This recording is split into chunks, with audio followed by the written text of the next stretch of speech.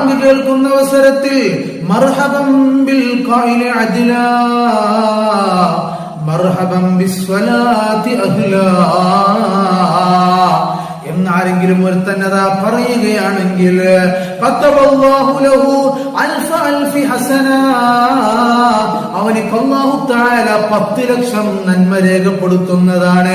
വമഹാ അൻഹു അൽഫി സയ്യിആ,